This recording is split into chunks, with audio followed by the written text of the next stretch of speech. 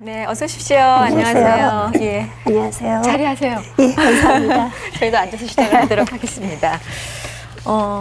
폐결핵이 지금은 완치가 되셨어요, 예, 그죠? 그렇죠. 예. 그래도 그 폐가 6분의 1밖에 남지 않았다고 들었거든요. 그런데 그냥 얘기하는 것도 아니고 어떻게 이렇게 찬양이, 그것도 아름다운 찬양이 가능한지 정말 궁금해요. 평지를 걷거나 2층 계단만 올라가도 서너 번 쉬어야 되는데 찬양할 때만 숨차지 않아요. 이렇게 말하는 것도 숨소리가 들리시죠? 예, 약간 네. 쌕쌕하시거든요. 쌕쌕거리는 숨소리가 들리시죠? 지금 얼굴 뵈서는 뭐 17년 동안 네. 폐결핵 앓았던 환자라고 전혀 볼 수가 없는데요. 그럼요. 예, 예. 네, 언제부터 그 폐결핵을 앓으셨나요? 초등학교 4학년 때부터 이 병을 앓기 시작했죠. 네. 초등학교 4학년 때 굉장히 어린 어린 나이였는데 나이에, 네. 예. 그때는 사실 폐결핵이 참 많이 있었을 네. 때인 것 같아요. 그때는 많이 그랬지만 다들 가정적으로 경제적으로 어려울 때니까 저희들도 저희 가정도 물론 가정적으로도 힘들었고 제 건강적으로도 많이 힘들었지만 아버지의 잦은 뇌조 때문에 어머니가 친어머니 나가시고 새엄마랑 같이 살 때였어요. 어머니가 계속 제가 엄마라고 불러야 됐던 여자분들이 5분이나 있었거든요. 네. 그러니까 그 어머니 계속 바뀌어지는 그런 것들 속에서 느끼는 꼭 아픈 것 때문이 아니라 가정적인 그런 어려움들 때문에 아픔이 더 많았었죠. 어린 나이였잖아요. 사실 지금이야 뭐 엄마라고 불렀던, 뭐 지금은 뭐 이제 성인이 되시고 그래서 이제 이해되는 부분도 많이 있을 수 있고 그렇지만 그때는 그게 말씀하신 대로 건강상도 그렇지만 참 많이 힘들었겠는데 몸도 아프셨거든요. 네. 그러니까 아플 때는 아이들이 아플 때는 사실 엄마가 가장 옆에서 좀 챙겨주지 않습니까? 그 엄마가 그게 참 마음에 걸리셨던 것 같아요. 네. 나가 있으면서도 늘 저희들이 눈에 밟히셨겠죠. 그래서 1년에 한 번 정도는 아버지, 엄마, 새엄마, 아버지 눈을 피해서 저희들을 찾아오셨어요. 돈 벌어 놓으셨던 거 가지고 맛있는 음식 만들어서 이제 찾아오시면 산속에 들어가서 엄마를 만났어야 됐어요. 산속에서 엄마를 만나면 엄마가 맛있는 거 해오면 거기서 먹고 엄마가 저녁 때쯤 오래 시간도 같이 있을 수가 없었어요. 그래서 돌아가실 때 되면 저에게 그때 10,000원인지 5,000원인지 돈을 줬어요. 제가 초등학교 때니까 그 돈이 큰 돈이었죠. 근데 그 돈을 가지고 와서 이제 어떻게 해야 될까? 이걸 새엄마한테 들키면 엄마가 왔다 가는 게 들통나니까 혼나니까 그 돈을 제 나름대로 머리를 썼죠. 이제 1,000원짜리로 다 바꿨어요. 네. 그래서 이걸 어디다 둘까 하다가 제가 잘 다니는 길가에 돌 밑에다가 분산 투자를 다 넣어뒀어요. 네. 예. 그리고 그날 왜 그렇게 1,000원짜리를 잊어버리게 되면 10,000원을 넣으면 목돈 잃어버릴까봐 나눠서 넣어놨어요. 그리고 이제 큰 돈을 갖고 밖으로 다니고 쓰게 되면 또 어른 압박이 들어갈 수도 있으니까 그 돈을 그렇게 놨었어요. 그리고 그날 자루는 자는데 밤중에 막 폭풍우 치는 비바람 치는 소리가 들리는 거예요. 그래서 자다가 깜짝 놀랐어요. 그 돈, 엄마가 준 돈. 그게 생각이 나서 그 번개가 번쩍번쩍 치고 비바람이 치는데도 그 돈을 후라시 하나 들고 찾으러 내려갔어요. 네. 무섭지도 않았어요. 근데 그때는 그 돈이 돈 이상으로 저에게는 엄마의 그리움이었었고 그걸 잃어버리면 영원히 엄마가 준 엄마를 잊어버릴 것 같은 그런 불안한 마음이었던 것 같아요. 네. 그래서 그리 찾아가서 그 돈을 밤중이니까 어디다 정확하게 묻어뒀는지도 모르는 거예요. 그래서 찾았어요. 근데 다 잊어버리고 물에 떠내려가 버리고 한 장을 찾았었어요. 1,000원 하나 찾았어요. 그러니까 네. 그 돈은 가지고 왔었는데 엄마가 그렇게 저를 사랑해 주셨는데 지금 커서 제가 어머니를 용돈을 많이 드려야 되는데 잘 그렇게 가슴 네. 아프죠. 근데 그런 상황에서 치료는 제대로 받을 수 있었습니까? 치료는요. 그때는 가정적으로도 어려웠었거든요. 네. 그러니까 뭐 집에서 치료를 받는다는 건 불가능했고요. 네. 그래서 당시에 그 폐결핵이란 지금 암만큼 그렇죠. 위험한 네. 그런 그렇죠. 병으로 전염이 있는 병, 예. 전염이 그렇죠. 되는 병이었으니까. 열려졌었는데 예. 그래서 이제 그때 마산에 가면 국립마산결핵요양원이라고 네. 환자들 모아둔 요양원이 있어요. 그 요양원을 제가 그 병원이 생기고 난 뒤에 최연소 환자로 입원을 하게 됐어요. 그러니까 워낙 상황이 안 좋고 건강도 아픔 많이 심하니까 병원에서 최연소 환자로 받아줬었죠. 네. 그곳에서 일찍 떨어지신 거네요. 그렇죠. 도리어 그곳에서 잊어버리고 살아야 했던 그 가족의 정을 느낀 것 아닌가. 근데 저는 생각이 그때 드는데. 병원에 갔을 때 사람들이 병원에 입원하는 거 다 싫어하잖아요. 무서워하고. 근데 사실 어린 나이에 병원 간다는 게 힘든 일이었지만, 근데 저는 그렇지 않았어요. 병원 가는 날이 제일 행복했었어요. 왜냐하면 엄마의 사랑 이런 게 없었고 또 아버지에 대한 상처들 이런 것들이 많이 있었기 때문에 그 집에 있는 것보다 집에 있으면 또 먹는 것도 잘 먹을 수 없었어요. 근데 병원에 가면 병원에서는 그래도 밥도 주고 약도 정상적으로 규칙적으로 먹을 수 있으니까 병원에 가는 날이 참 행복했고 그때가 네. 제일 저에게 행복했던 시간이었어요. 왜냐하면 또 병원에 가면 환자들은 동병상련이라고 같은 병을 앓게 되면 사랑하는 마음이 또 제가 제일 어린 나이니까 그 병원에 와 있는 어른분들이 자기 자녀들이 생각나시는가 봐요. 그래서 참 잘해주셨어요. 그래서 숨겨뒀던 과자도 저에게 주시고 제가 그때 병원에서 삐삐라는 별명이 있었어요. 머리를 삐삐처럼 이렇게 뛰어다니니까 이상한 나라에. 예. 그래서 삐삐야 삐삐야 하시면서 참 많이 사랑해 주셨어요. 예. 근데 제 생애 병원 생활하면서 그때가 제일 행복했던 시간 같아요. 제일 어떻게 보면 육체적으로 참 많이 힘들었을 때이기도 한데 그때가 제일 행복했다고 기억이 되는 걸 보면은 참 많은 사랑을 받으셨구나. 예. 그런 생각이 듭니다. 예. 병원에서는 그때 제가 참 잊을 수 없는 사건 하나가 환자들이 소일거리로 토끼를 기르는 토끼장이 있었어요. 네. 그게 오르막길에 있었어요. 근데 저는 숨이 차니까 잘 그 길을 토끼장에 가보고 싶은데 걸어갈 수가 없는 거예요. 산 오르막 속에 있었으니까. 근데 이제 너무 가고 싶어 하는 걸 아시고 그 병원에 계신 아저씨 한 분이 저를 업어서 그 토끼장에 데려다 주셨어요. 저를 내려놓고 기침을 쿡 하는데 손에 피가 묻어 나오시는 게 보이는 거예요. 근데 그분이 평소에도 혈담이 나오는 분이었는지 저는 잘 모르겠지만 그때 저를 업어다 주고 피가 나오는 모습을 보면서 아저씨한테 참 죄송했던 그게 지금도 미안하고 그 아저씨 한번 뵙고 싶어요. 힘드신데 네. 또 이렇게 그런 지금 뭐 너무 밝은 얼굴로 얘기를 하시기 때문에 토끼장이 있는 그 조금 언덕을 가기 위해서 얼마나 숨이 차서 못 갈 정도였었다는 걸 저희가 얼른 짐작이 안 갈 만큼이거든요. 그때는 이렇게 제가 피를 이렇게 세숫대야에 동이동이 토해내고 산소를 늘 꽂고 살았었기 때문에 그렇게 그때는 산소 뗀 지도 얼마 되지 않았고 그러니까 피가 멎은 지도 얼마 되지 않았을 상태였으니까 그랬을 거예요. 네. 참, 그랬는데 그렇게 힘이 들었을 당시에도 그러면 다른 사람들이 일반적으로 그냥 어떻게 이거 안 아프나 오늘 하루 어떻게 지내지 이 생각만 하기가 참 쉽거든요. 그러는 경우가 많은데 하기선 씨께서는 그게 아니고 그때도 꿈을 가지고 있었다는 얘기 들었습니다. 저는 어렸을 때 예. 참 이 세상에서 나보다 더 불쌍한 사람은 없다고 생각했었어요. 가정적으로나 경제적으로. 그런데 그러다 보니까 아무도 저를 사랑해주는 사람이 없었어요. 그래서 어린 마음에 참 상처가 되더라고요. 내가 만약에 유명해지고 건강해지면 많은 사람들이 나를 사랑해줄 거라는 생각이 들더라고요. 그래서 제가 어렸을 때 꿈이 그 영화배우가 되는 게 꿈이었어요. 예. 근데 철이 들면서 이 얼굴 가지고는 영화배우는 못 되는 걸 왜요? 깨달았죠. 그래서 못생겨도 되는 게 뭘까 생각해 보니까 코미디언은 못생겨도 되겠더라고요. 그래서 그래 내가 코미디언이 되어서 유명해지자 생각을 하고 유명해지려고 그 병원 안에서 코미디 원고를 나름대로 써서 얼마나 연습하면서 원고까지 쓰셔서. 그럼요. 아이고. 지금은 아주 유용하게 그 원고들을 많이 사용하지요. 근데 그때 그러면서 제가 제일 먼저 준비했던 게 유명해지기 위해서 준비했던 게 사인 연습하는 세상에. 저는 분명히 유명해질 거기 때문에 하나님이 나를 유명하게 네. 비록 지금은 피를 토하고 있지만 산소를 꽂고 누워 있지만 하나님이 틀림없이 나를 언젠가는 유명하게 해주실 거라는 그 기대가 있었기 때문에 사인 연습했어요. 끝나고 나면 사인해드릴게요.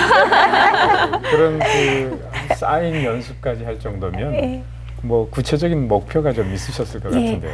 그렇게 열심으로 마음을 하나님께서 어떻게 쓰실까 기대하던 중에 그 병원 안에 복십자 찬양단이라고 이 환자들로 구성된 찬양팀이 있었어요. 근데 이 찬양단들은 이제 자기들보다 더 중한 환자들에게 찬양해드리고 예배드리는 그런 팀이었는데, 근데 이제 그 기도하러 교회를 가면 그 환자들이 찬양하는 모습을 보니까 찬양하는 사람은 참 아름다워 보이잖아요. 그러니까 내 마음속에 나도 저 찬양단에 들어가고 싶더라고요. 그래서 하루는 그 찬양단 리더를 찾아갔죠. 나도 이 찬양단에 좀 넣어달라고 부탁을 했어요. 근데 제가 워낙 이 병원에 오래 입원해 있다 보니까 17년 동안 이 결핵이란 병을 앓게 되다 보니까 제가 결핵계에서는 거성이죠. 결핵계에서 하기선 하면 모르는 사람이 없을 만큼 많이 알다 보니까 저에게 이병동 쌕쌕이라는 별명을 지어줬어요. 이병동에 계셨군요. 예, 이병동에 있는 쌕쌕이 숨을 쌕쌕 그리고 쉬고 다니니까 이병동 쌕쌕이라는 별명을 지어줬어요. 근데 그런 몸이지만 찬양이 하고 싶어서 찬양단에 넣어달라고 했더니 이 찬양단 리더가 제가 이병동 쌕쌕인 줄 알고 있는 거예요. 그래서 나중에 숨 좀 들자면 그때 찬양단 넣어줄 테니까 지금 누워 있으라고 그러더라고요. 그러니까 그래 그러면 좋다. 그럼 내가 정식 단원은 곤란하면 악기들을 나르고 하는 소품 담당이라도 할 테니까 나를 찬양단에 좀 넣어달라고 부탁을 했어요.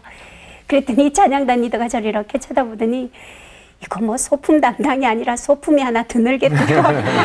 워낙 건강이 안 좋으시니까. 쌕쌕거리니까 뭐 사실 그때 지금은 이 정도라도 말할 수 있는 호흡이 되지만 그때는 한 걸음 걸으면 10걸음 쉬어야 되는 호흡이었기 때문에 사실 그런 호흡으로 찬양을 한다는 건 욕심이었죠. 네, 찬양도 참 호흡의 문제도 있지만 그 찬양을 한다는 게 또 여러 가지 또 많이 필요하지 않습니까? 그래요. 근데 악기 뭐 네, 피아노 뭐 볼 악보를 줄도 알아야 본다거나 되고, 예, 근데 예. 전혀 저는 정말 그런 건 관계가 피아노의 없으셨었고. 가운데 자리 도 자리도 알지 못하고 또 음악을 배우거나 그런 건 하나도 없었어요.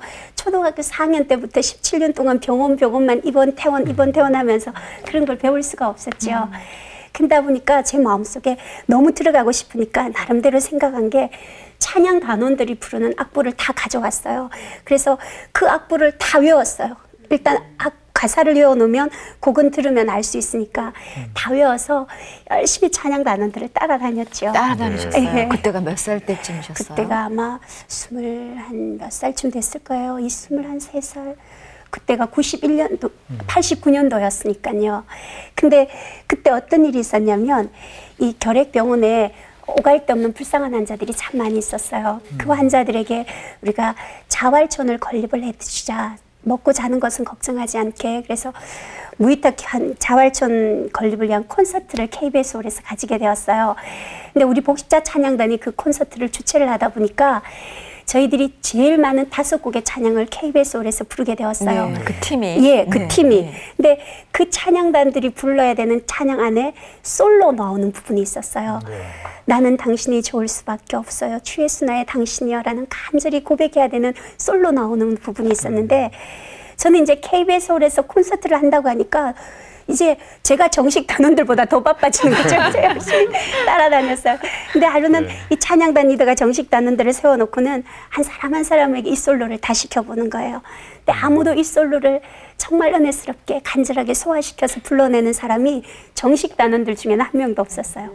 그래서 제가 뒤에 앉아있다가 주님 이때를 위함이니까 하면서 제가 나갔죠. 그래서 그거 내가 한번 불러보겠다고 그랬더니 이 찬양단 리더가 이게 다 함께 부르는 곡도 아니고 혼자서 솔로 해야 되는 곡인데 그렇게 쌕쌕거리면서 어떻게 부르겠냐고 소리를 지르는 거예요.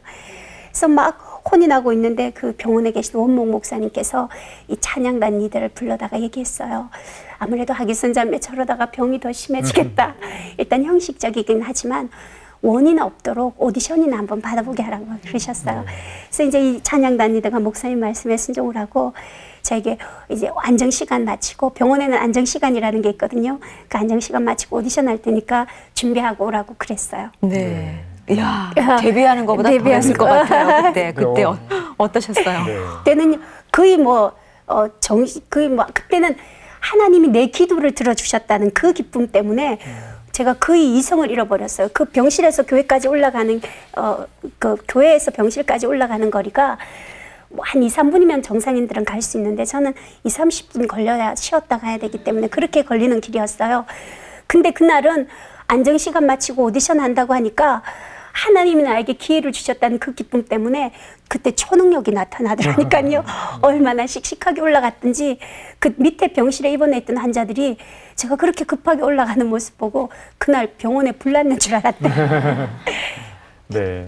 아니 안 그래도 오디션 받으러 가려면 굉장히 떨리고 두려웠을 텐데 사람들도 또 이렇게 눈총도 있고 그때 어떤 그 오디션장에 들어갈 때 기분이 어떠셨는지 모르겠어요. 근데 제가 오디션을 연습할 수 있는 시간이 1시간 반 정도 안정 시간이 있었어요. 안정을 안 하시고 가신 거예요. 그 안정 시간에 안정이 되겠어요? 그게 안정이 안 되는 거예요. 그래서 연습을 해야 되는데 그 왜 오렌지 주스 먹는 빨대 있어요. 네. 주름 들어가져서 구부러지는 예. 스트럼이요. 꺾어지는 거. 네. 네. 그걸 이제 마이크라고 들고 화장실을 찾아갔어요. 화장실 창문 열어놓고 그 빨대 들고는 다른 환자들 안정하고 있으니까 소리는 내지 못하고 혼자 찬양 연습을 했어요. 그 솔로 연습을 했어요. 이걸 1시간 반을 빨대 들고 한 거예요. 그러니까 하나님이 그 모습을 참 예쁘게 보셨던 것 같아요. 그래서 그날 안정 시간을 마치고 오디션을 받으러 교회를 내려가니까 병원에 소문이 난 거예요. 이병동 섹색이 오디션 받는다 그래 놓으니까 그새 예, 병원에 입원해 있는 환자들이 할 일이 없잖아요. 그 병원에 있는 환자들이 거의 다 모인 거예요. 그날이 평일인데 예배당 안에 사람들이 빼곡하게 앉아 있었어요. 그래서 제가 밑에서 올려다 보니까 너무 많은 사람들이 모여 있어서 저는 그날 바깥 교회에서 위문 온 줄 알았어요.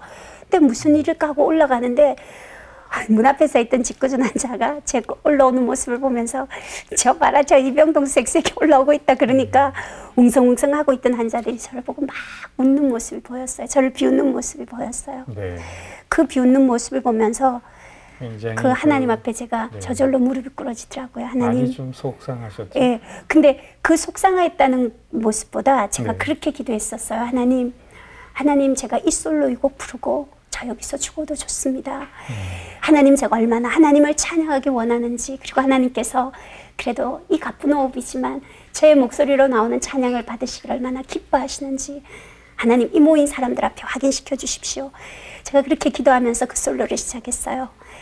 나는 당신이 좋을 수밖에 없어요. 주의 수나에 당신여를 숨이 끊어질 듯 연결해서 부르는 네. 제 그 찬양하는 모습을 보고 그 자리에 구경 왔던 많은 환자들이 펑펑 울어버렸어요. 이건 뭐 그 노래 한번 좀 예, 불러주시면 어떨까요? 찬양을요? 아, 예. 네. 이건 그때 잠깐. 그 그때 간절한 그 감정으로. 네. 예. 박수를 한번. 아유, 저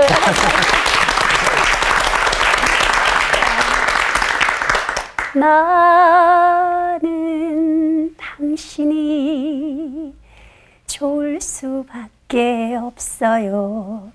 주 예수 나의 당신이요.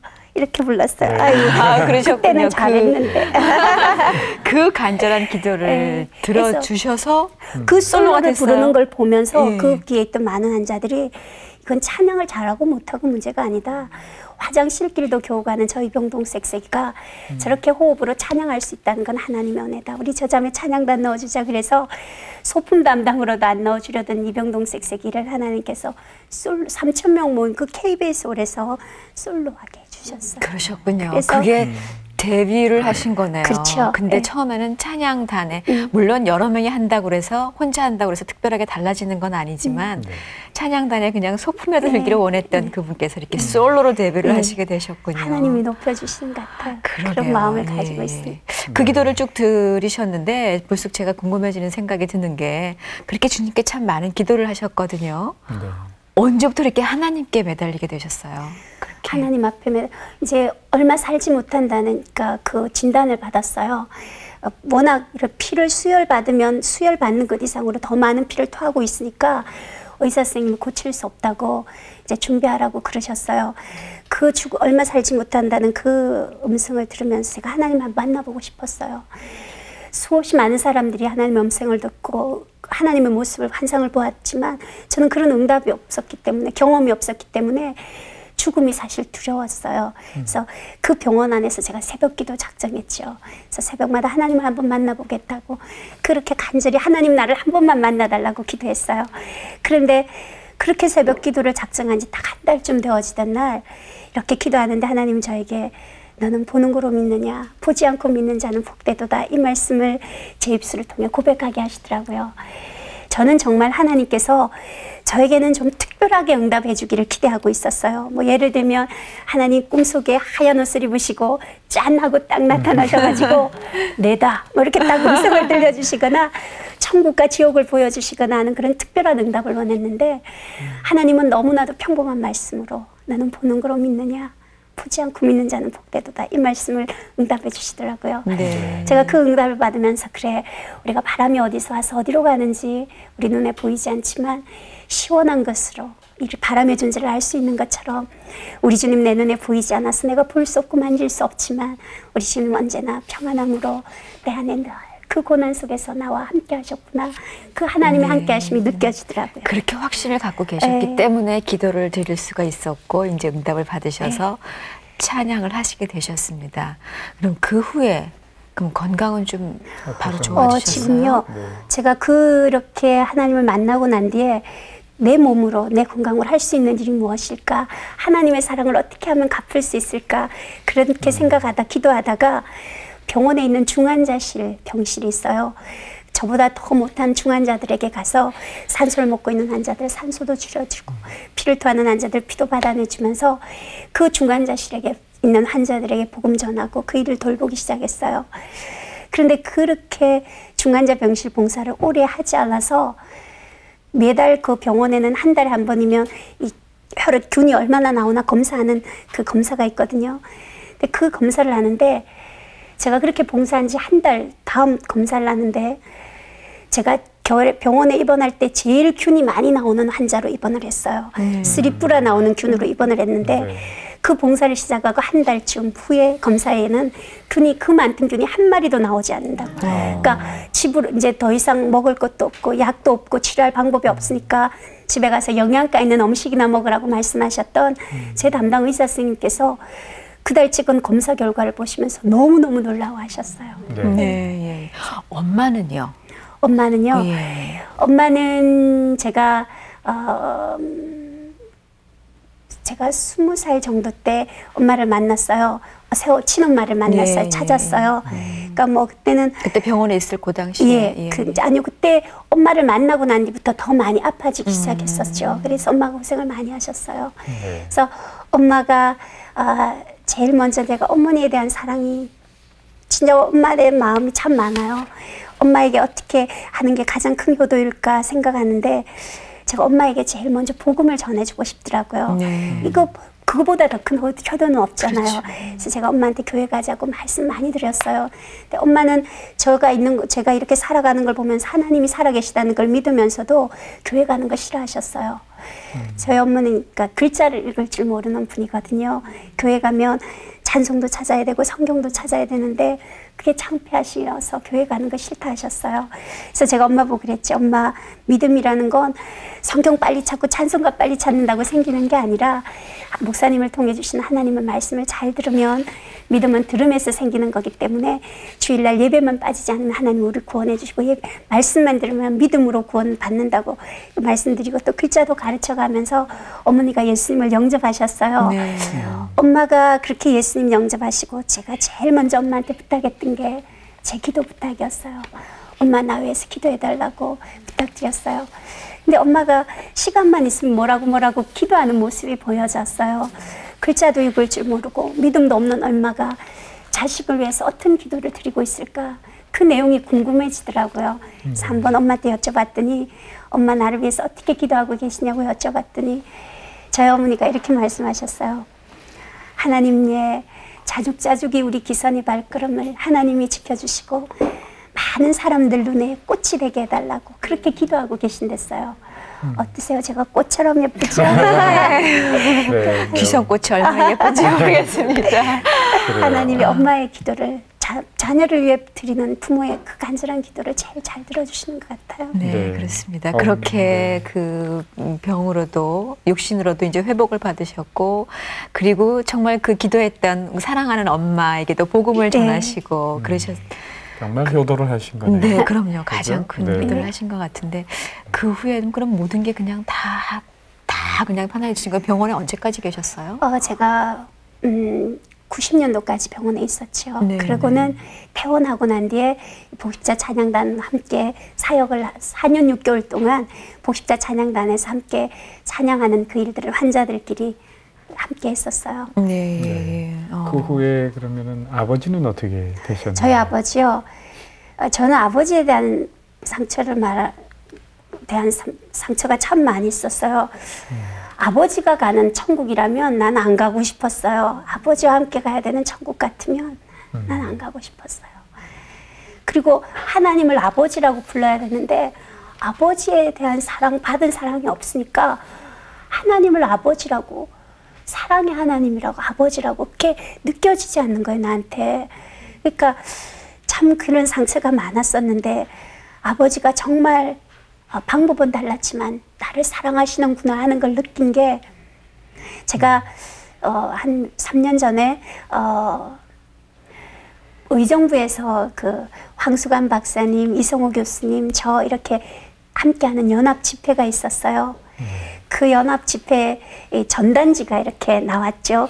그걸 제 여동생이 가지고 아버지에게 갔던가 봐요. 네. 그래서 그 전단지를 아버지에게 드렸더니 아버지가 그 전단지를 가지고 다니는 데마다 그 전단지를 접어넣으셔서 식당에 들어가셔서 식당 아줌마 보고, 아줌마 황수관 박사 알아요?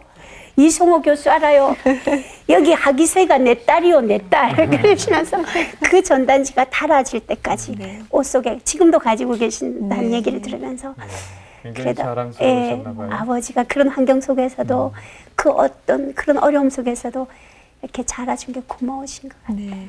그 이병동의 쌕쌕이께서 이제 찬양단의 일원이 돼서 여기저기 참 많이 다니셨잖아요. 근데 사실 그때 그게 교는 나오지 않았다고 하지만 그래도 이미 이제 상해져 있었던 그런 폐가 있었지 않았겠습니까? 그렇죠. 근데 그 되지 않는 호흡으로 찬양을 하셨을 텐데 그때 얘기 좀 들려주시면 좋겠어요. 제가 이게 지금 폐가 왼쪽 폐는 하나도 없어요. 그리고 오른쪽 폐도 상엽, 중엽, 하엽 중에 하엽만 아주 작은 폐를 가지고 있거든요. 근데 이렇게 찬양 사역을 하면서 제가 참 많이 하나님 앞에 감사한 건 저처럼 이 세상에 얼마나 찬양 잘하고 목소리 아름다운 사람들이 많이 있어요. 근데 하나님께서 이렇게 가쁜 호흡이지만 저를 써주시는 게 너무너무 감사하고, 또 한국뿐만이 아니라 러시아, 미국 이런 많은 외국까지 나가서 내가 만난 하나님을 간증하고 찬양할 수 있게 해주시니까 뭐 그 사랑만 생각하면 정말 제 생명이 있는 동안, 호흡이 있는 동안 내 살아계신 하나님을 높여드리고 그렇게 살아가고 싶죠. 네. 찬양하는 동안에 찬양 그 단원들 스스로도 같이 놀래서 은혜 받고 예, 그럴 그렇죠. 것 같아요. 제가 찬양 사역하면서 호흡이 참 많이 좋아졌어요. 폐활량이 많이 네, 늘어나게 예, 됐어요. 네. 뭐 지금도 쌕쌕거리는 건 여전하지만 그렇지만 그때에 비하면 지금은 아주 뭐 건강해졌죠. 네. 네. 그때는 몸무게가 아마 한 30kg도 안 나갔을 네. 거예요. 근데 지금 아주 건강 보이잖아요. 건강해 보이기만 한 게 아니라 건강하신 예, 거죠? 그죠. 예. 뚱뚱해 보이지 않나요? 그래서 그게 사랑을 참 받고 계시는 분처럼 보여지거든요. 네. 네. 그 사랑을 여러 가지 아까 그 이제 아버님의 그 사랑도 나중에 경험을 잘 몰랐었는데 경험을 하셨다 그러셨고 그 엄마의 사랑, 어머님의 사랑도 많이 받으셨는데 결혼도 하셨죠. 제가 사실 이게 호흡이 이러다 보니까 다른 사람들은 몸이 아프면 결혼 안 하고 싶어 하는데 전 시집이 참 가고 싶더라고요. 그래서 하나님 앞에 시집 보내달라고 참 많이 기도를 했어요. 근데 저는 찬양을 좋아하니까 이 기도를 찬양으로 했어요. 어떻게 했냐면 노래를 개사를 해서 주여 시집 보내주소서 95년 다가기 전에 목사님의 주례로 시집가게 하소서 주여 빨리 시집 보내주소서 이렇게 노래를 부르면서 저렇게 졸라대는 딸을 어떻게 안 보겠어요? 아버지가. 그래서 하나님 앞에 하나님 저에게는 보아스 같은 신랑감을 달라고 기도했어요. 여러분 보아스 잘 아시죠? 그 성경에 나오는 1등 신랑감 있잖아요. 어차피 하나님 앞에 구하는데 최고의 신랑감을 달라고 구했죠. 근데 제가 잘 아는 목사님이 제가 보아스 같은 신랑감을 달라고 기도한다고 하니까 이 목사님께서 보시더니 보아스는 좀 어렵고 웨아스 같은 신랑감을 하나 안 주시겠느냐고 그러시더라고요. 네. 그런데 하나님께서 정말 그 목사님께서는 아마 웨하스 같은 신랑감이라는 건 왜 과자 웨하스 있잖아요. 입에 넣으면 사르르 녹는 달콤하고 부드러운 그러니까 그런 남편을 하나님이 주실 거라는 그런 말씀이셨던 것 같아요. 그런데 하나님 얼마나 멋진 분이신지 정말 제가 95년 다 가기 전에 시집 보내달라고 기도했더니 하나님께서 95년 다 가기 전에, 여러분 정말 믿음의 사람들에게는 혀에 권세가 있는 것 같아요. 말하는 대로 되는 것 같더라고요. 그러니까 하나님도 네 말이 내 귀에 들린 대로 시행하겠다고 말씀하셨잖아요. 그러니까 95년 다 가기 전에 시집 보내달라고 했더니 하나님께서 95년 다 가기 전에 95년 12월 9일 날 세상에 목사님의 주례로 시집 보내주셨어요. 그래서 네. 시집 갔어요. 어떻게 만나셨어요? 저희 남편이 대기업에 과장으로 근무했었어요. 예. 그렇게 우수 사원으로 뽑혀서 유럽 연수를 갔다가 오는데 친한 상사분이 제주도에 있는 영성훈련을 이렇게 추천을 해주셨나 봐요. 근데 이 사람은 제주도는 자기가 결혼하면 신혼여행을 제주도로 가야 되기 때문에 절대로 제주도는 갈 기회가 있었지만 포기했었대요. 네. 근데 회비까지 내놓은 상태니까 할 수 없이 이제 여행의 피로도 있고 하니까 시로 내려오게 됐는데 그 영성훈련에 저는 간증을 하러 가게 된 거예요. 네. 그래서 참석했다가 제 간증하는 모습을 보고 아마 하나님께서 그 마음을 움직여 주셨던 것 같아요. 그래서 저보고 결혼을 청혼을 할 때 그렇게 얘기했어요. 하기선 씨, 당신은 세상적으로 볼 때는 최악의 조건을 가진 여자지만 신앙 안에서 당신을 보면 하나님 앞에 기도하지 않고는, 엎드리지 않고는 살아갈 수 없는 사람이기 때문에 믿음 안에서 보면 당신은 최고의 조건을 가진 여자라고, 나하고 결혼하자고. 그래서 제가 시집 갔죠. 네. 짝 쥐어주신 것 같아요. 네. 근데 이상하게도 우리 신랑이 제주도는 신혼여행 가려고 남겨두었었는데 제주도에서 저를 만나서 그 프로그램이 끝나고 같은 관광버스를 타고 결혼도 하기 전에 신혼여행을 제주도에 미리 하셨어요. 미리 했죠. 네. 네. 근데 그런 생각도 좀 들거든요. 네. 모르겠어요, 목사님. 네. 우리는 좋으니까 결혼하겠다 하지만 부모님 입장에서 좀 다를 수도 있겠다 그런 생각이 들거든요. 네. 시 어른들께서는 어떠셨는지 모르겠어요. 그러시죠. 저희 시어머님이 권사님이세요. 권사님이신데 3대째 믿음의 가정이거든요. 근데 저희 신랑이 장남이에요. 근데 제가 결혼하기 전에 저희 아버님께서 14년 동안 저와 똑같은 이 폐결핵을 앓으시다가 자리에 누워 계시다가 그렇게 돌아가셨대요. 근데 장남이 큰 며느리라고 데리고 온 게 17년 동안 폐병을 앓았다고 하니까 더 긴 시간을. 네. 어머니가 얼마나 기가 막히셨겠어요. 더군다나 저는 이 남아있는 폐가 워낙 작기 때문에 산소가 부족해서 아이를 가질 수 없다는 그런 의사의 진단을 받았어요. 그러니까 큰 며느리가 아이도 낳지 못하고 살림원고사하고 자기 하나 몸도 쌕쌕거리는 그런 며느리를, 그래서 저희 어머니께서 기도하시면서 큰 며느리로 맞아주시고는 하나님이 고쳐주신 병은 절대로 재발하지 않는다고 말씀하시면서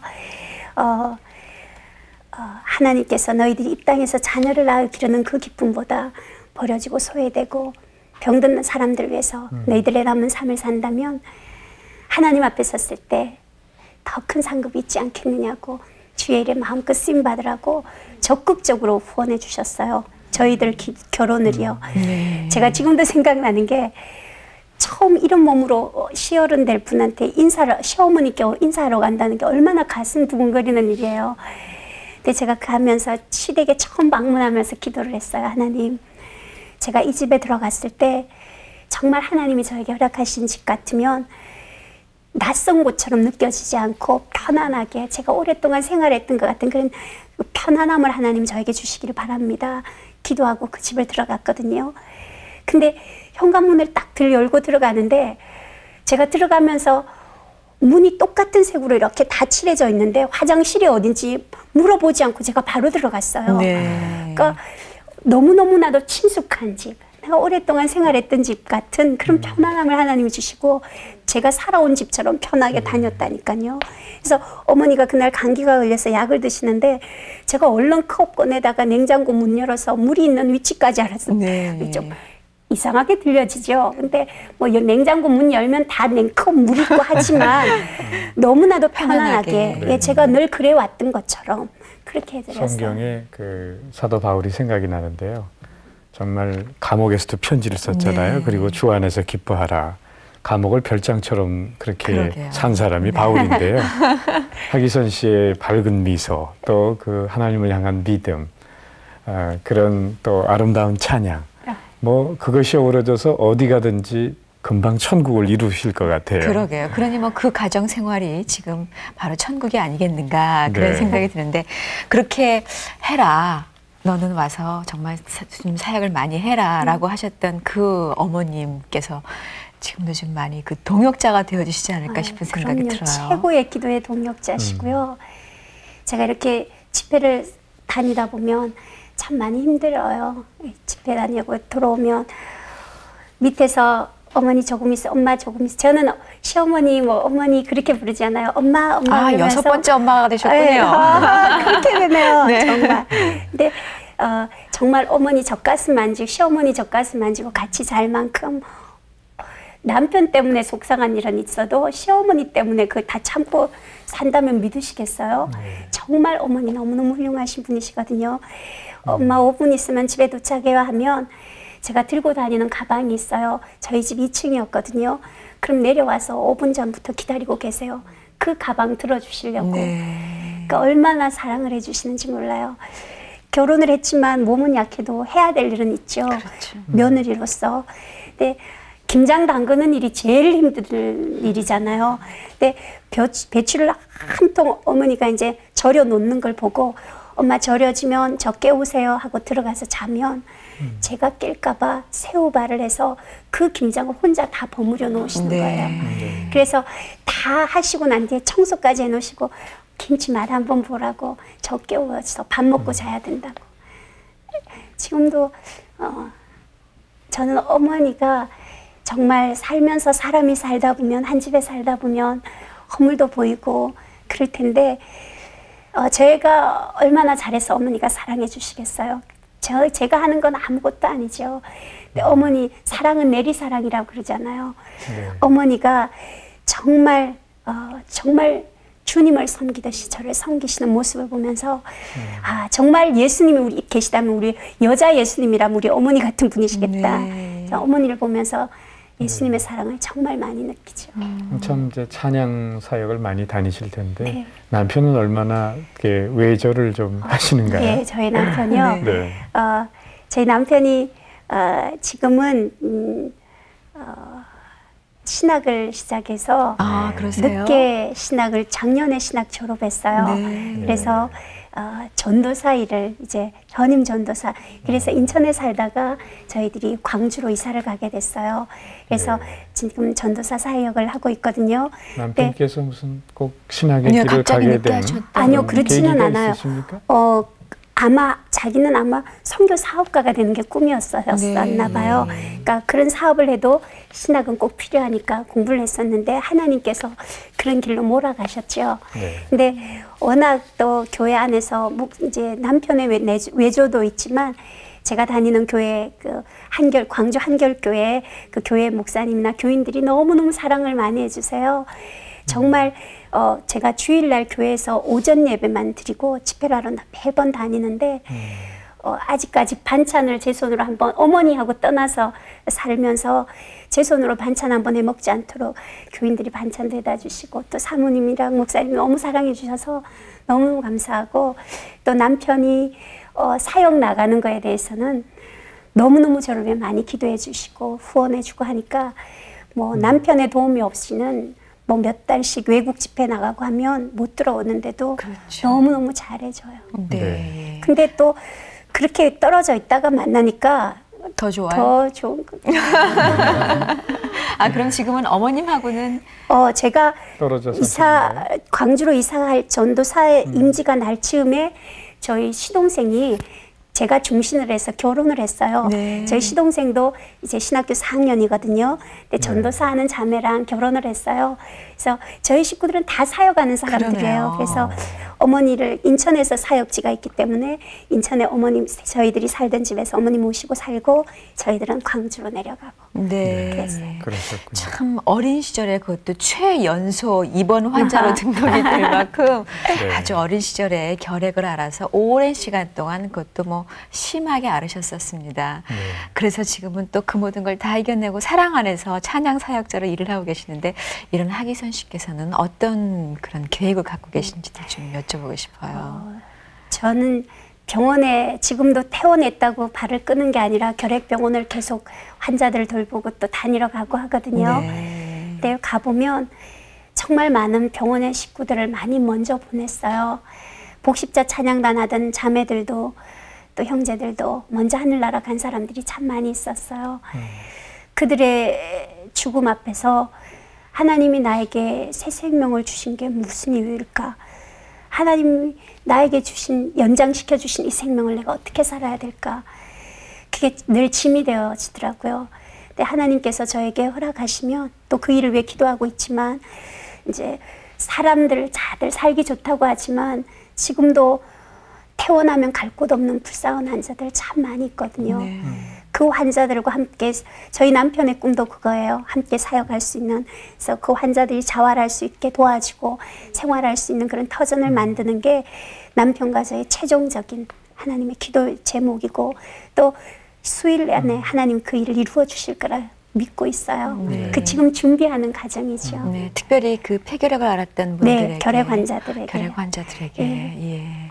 본인의 아픈 시간들을 그저 흘려보내시는 그런 분이 아니시네요. 네. 그죠? 네. 네. 아마 그 일을 위해서 하나님께서 남편을 신학을 하게 하신 것 같아요. 그 일을 그렇게 몰아가시지 않았나 생각하거든요. 네. 그 성경에 네. 그 요셉이라는 소년이 정말 어린 나이에 애굽에 팔려가잖아요. 네.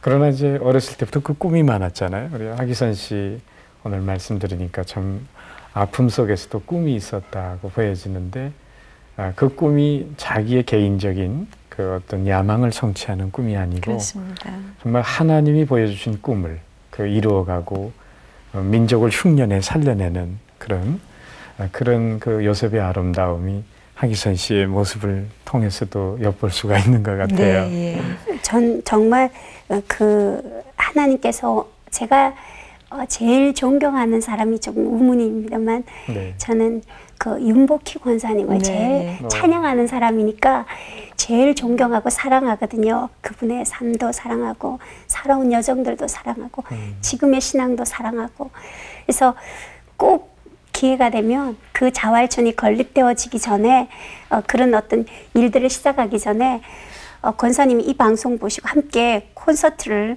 결핵 환자들도 함께 한 콘서트를 윤복규 권사님과 제가 한번 할 수 있는 게, 그렇게 해서 그 일들을 한번 시작해 보는 게 제 꿈이고, 또 가까이서 한번 볼 수 있었으면 좋겠다, 사역을 함께 했으면 좋겠다, 그런 생각을 가지고 있어요. 네. 꿈을 가지고 단지 그걸 꿈으로만 끝나는 게 아니라 그걸 왜 상시 기도하시는 분이기 때문에 또 선한 일이기 때문에 이루어지실 것 같은 생각이 드네요. 꿈대로 되는 것 같습니다. 자, 오늘 하기선 씨를 모시고 우리가 여러 가지 얘기를 나눠봤는데, 이 점에서는 저는 또 목사님께 부탁을 드리고 싶은 게 있습니다. 네, 뭐 기도해 주세요. 네, 하여튼 그 기도하기 전에 제가 몸담고 있는 교회 그 폐결핵 환자가 한 분 계셨어요. 네. 나중에는 폐암으로 결국은 30대 중반에 돌아가셨는데, 그분을 지금도 잊지를 못해요. 예배를 드리는데 막 숨을 헐떡이면서 그분이, 목사님 소원이 있습니다. 그래서 뭡니까? 숨 한 번만 길게 쉬는 게 소원이래요. 갈비뼈가 자기의 심장을 찌르는 고통을 참을 수 없다고. 저는 그때 그분의 이야기를 들으면서 무엇을 깨달았냐면, 숨 쉬는 게 하나님의 은혜구나. 정말 많은 은혜가 있지만 내가 숨 쉬는 게 하나님의 은혜는 것을 그때 깨달았어요.